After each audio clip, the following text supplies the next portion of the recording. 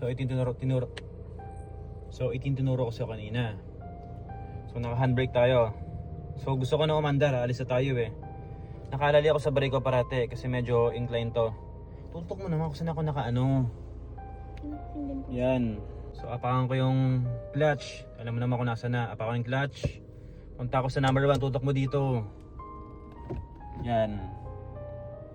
Hapa ako dito. Kapit ko yan. So hanapin ko yung ano, yung beating point, yung nanginginig.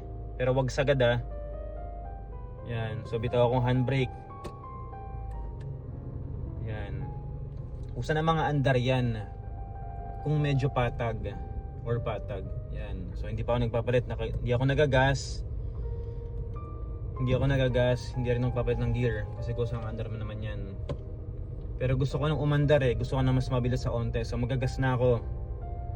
Tutok mo na ako sa ano.